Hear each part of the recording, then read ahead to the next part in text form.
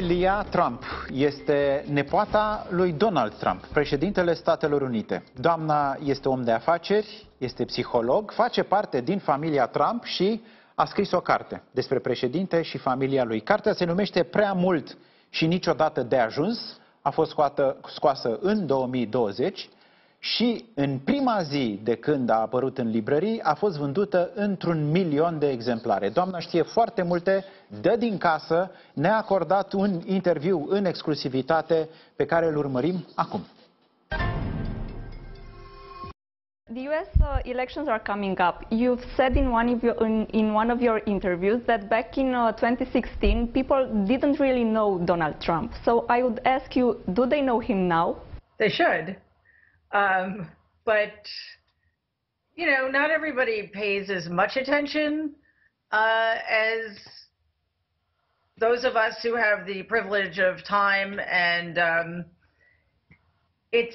we also have to understand that a lot of people in America get their information from sources like Fox News that don't ever tell the truth. So my hope was to add another layer to the information that's known about Donald and help people not understand, because, you know, again, we've seen a lot of things happening, but help people understand why he is the way he is and why he does the things he does. And really, more importantly, that he's never going to get better at this point, and he's only going to get worse. So that was sort of my goal. You've said that he's not going to get better, only worse. Why is that? Donald is somebody who has a lot of very severe psychological disorders. And as far as I know, he's never been treated for any of them. And like any other medical condition, if left untreated, they'll get worse. And in addition to that, he's also under enormous amounts of stress, which also has the capacity to worsen any illness. What about the First Lady? What is her role in the Trump administration compared to the role that Michelle Obama has had during Barack Obama's presidency? I honestly have no idea what Melania does. She has, and first of all, let me say, I don't think that the person, you know, the so-called First Lady should have any obligation to do anything because they don't get paid. So, you know, they didn't, it's not an actual job. So that's fine. It's the fact that she supports somebody who is so racist, so misogynistic, and so cruel. That's what I take issue with. Is Donald Trump a type of person who can accept defeat? In your opinion, if what is President Trump going to do if Joe Biden wins the elections? Donald cannot accept defeat. So we have to hope that Joe Biden wins by an enormous margin. And the reason I say that is because if it's a win that cannot be spun in a way, you know, if it's such a large margin of victory that nobody can pretend that there was cheating or there was fraud, then Donald is going to have to leave because nobody will be able to protect him from that. He won't accept it. You know, he'll keep saying that it was stolen or whatever, but it's not going to change anything. What I'm worried about is if the election is close. You were saying a few days ago in one of your interviews that your uncle sees illness as a display of unforgivable weakness. Why is that? Yeah, that comes directly from my grandfather, who had a very odd idea of what made a person weak. Being kind made you weak. Admitting to your mistakes made you weak. But also being physically ill or having an addiction made you weak. So because my grandfather was never sick a day in his life, and I'm actually not kidding, I think he was sick for the first time when he was in his 80s, it was really easy to maintain that position. And Donald learned from a very young age that, you know, displays of weakness of any kind, even those over which you had no control, were not accepted. So I imagine that his being ill with the coronavirus is something that he's having a very, very, very difficult time dealing with. And yet your father, who was the older one, didn't think that showing signs of affection was a sign of being weak. No, luckily for me, he didn't, but it meant that he was very vulnerable to my grandfather's cruelty. Because in addition to being a kind, generous, sensitive man, he was also an alcoholic. And all of that was seen as unforgivable and worthy of, the worst kinds of punishment. How is Donald Trump when he's not on camera? Because we all know Donald Trump from the news, being the president of the United States, being the real estate developer. We have also seen him in his reality show, The Apprentice. So I would ask, how is he like when the cameras are not around? He's exactly the same. Unlike almost every other person I know, he never changes no matter what the context. It's actually quite disturbing. He has no private self. Could you explain more, please? Sure. Most of us adapt the way we behave and the way we come across depending on the situation we're in, right? I'm different. I mean, I'm the same person, but I'm going to behave differently in a formal interview with somebody I'm just meeting for the first time from how I'm going to behave when the cameras turn off and I'm just talking to my daughter or I'm speaking to my friends, right? So Donald, on the other hand, never changes. No matter who the audience is, no matter what the circumstances are. And that shows that he is, that's a sign of somebody who is not well. I would like to talk to you about your book, which is now available for purchase here in Romania. So people who haven't read the English version can now look for the Romanian version. When exactly did you decide to write this book and why? I guess it was the fall of 2017.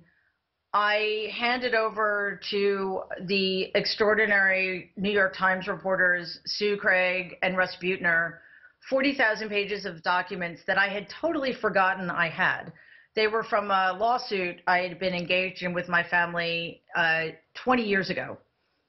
And I didn't even know what kinds of information was in them. As it turns out, they essentially showed that Donald was not a self-made man by any stretch of the imagination, and he was never really successful. And I felt for the first time that I had hard proof of something. Before the election, it would have been my word against his, and I just didn't think anybody would believe me. But I finally had proof.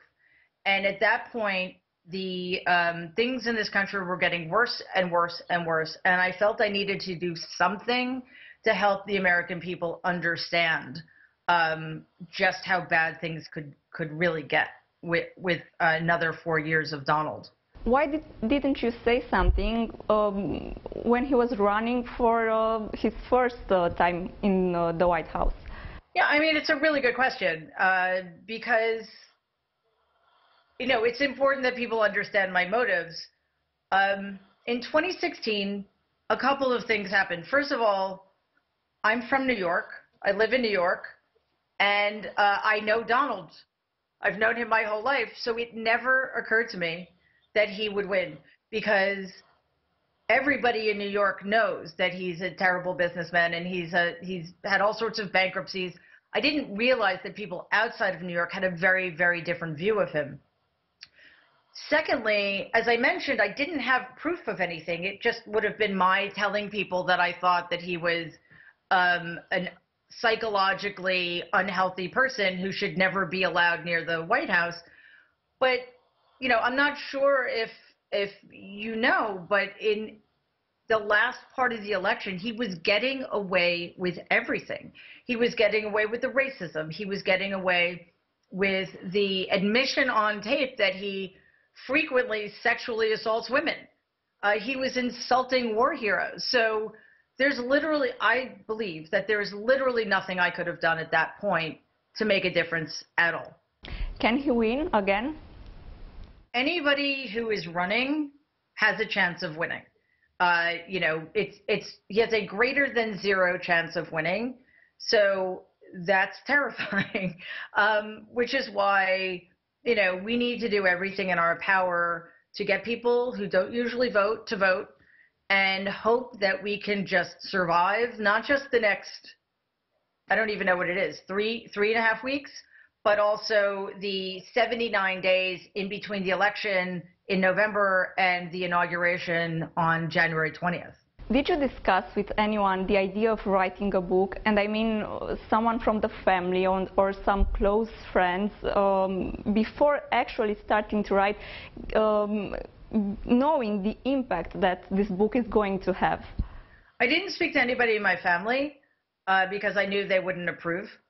And I did speak to close friends of mine, though, because it was a quite difficult book to write. And also, like, there was no way to know if it was going to make a difference, honestly. So it was risky in that regard. So I'm happy that it has done well. And I hope that it is making a difference, but there was no way to know that 2 years ago. Have you ever had second thoughts while writing the book?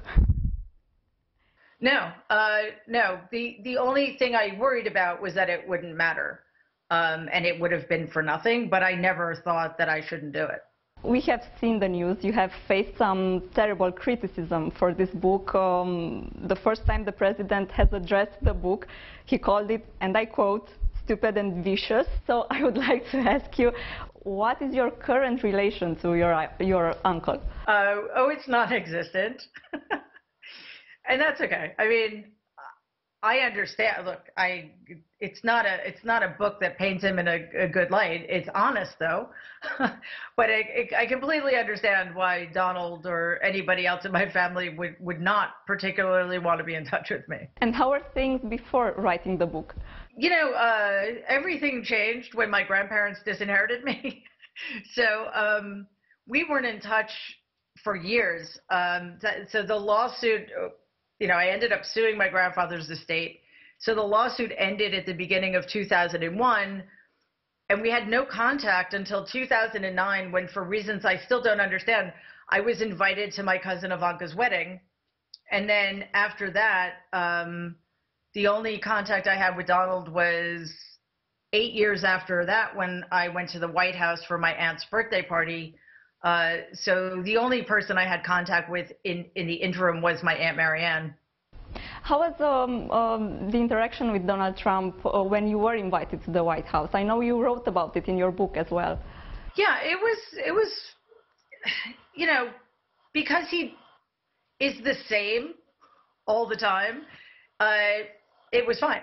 You know, it was as if I had seen him the day before. What was interesting, though, is the first time I saw him was when we were going into the executive dining room in the White House, and he saw me and he smiled and he pointed at me and he said, "I specifically asked for you to be invited," which is not true. But I thought it was sweet that he made the effort to lie to me about it. But it was so typical Donald, you know.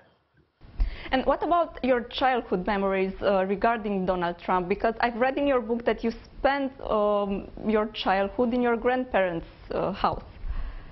Yeah, we were there a lot.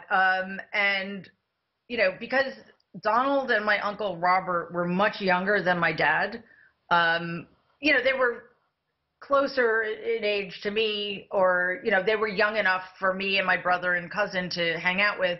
So, you know, we played ball, we played soccer, or football rather, with Rob in the backyard. And whenever Donald was around, we would play baseball or football. And, you know, it was fine. I can't say we were close exactly, but we got along. But also I was the youngest and I was a girl. I was the only girl at the time because Donald's kids are much younger than I am and they weren't around yet. So, you know, I kind of got, I got left in the dust a lot, so I spent a lot of time alone. But other than that, though, we got along fine. Thank you so much for doing this. It was a pleasure talking to you. Thank you so much. Ați văzut-o pe Mary Trump, este nepoata lui Donald Trump, președintele Statelor Unite, intervievată de colega mea Andreea Popa într-un interviu în exclusivitate pentru Digi24. Domnule profesor Pârvulescu, unii ar putea spune că sunt informații care vin din partea unui părtinitor, pur și simplu, care are un interes. Care este relevanța unor astfel de informații venite de la cineva din interior, cineva care cunoaște foarte bine care e situația? În măsura în care plecăm de la prezumția de bună credință, aceste informații sunt prețioase pentru că completează imaginea președintelui american. O imagine pe care toată lumea și-a format-o deja, fie că e vorba de partizani, fie că e vorba de cei care sunt indiferenți, fie că e vorba de cei care îi se opun. Și nu vorbesc doar de opinia publică americană, ci de opinia publică mondială. Toată lumea are o părere formată despre Donald Trump și cred că majoritatea nu are o părere foarte bună. Deci această carte, ca și acest interviu, nu va veni decât să întărească prezumțiile care existau deja în legătură cu problemele pe care Donald Trump pare să le aibă. Probleme care nu sunt în momentul de față ale unei persoane private, ci ale unui politician care influențează politica mondială și care, prin inconsecvența sa, a făcut ca politica mondială să fie, în momentul de față, incertă. E o mare incertitudine, este un mare semn de întrebare în legătură cu tendințele importante. Acest prim mandat al președinției lui Donald Trump a creat foarte multă instabilitate pe plan global. Trăim într-o lume instabilă pe care pandemia actuală n-a făcut decât să o accentueze. Vorbesc despre instabilitate. E bine, cartea și inclusiv micile povestiri din interviu nu fac decât să ne atragă atenția asupra problemelor psihologice ale personajului. Asta nu va schimba cu nimic situația electorală, pentru că sistemul electoral american este un sistem care rămâne imprevizibil până în ultimul moment datorită marilor electori care pot permite cuiva care nu a câștigat votul popular să devină președinte al Statelor Unite. Donald Trump a făcut-o deja odată, iar echipa sa de campanie, care este profesionistă și care se adresează țintit unui anume tip de public, reușește să mobilizeze acel public și să demobilizeze publicul advers.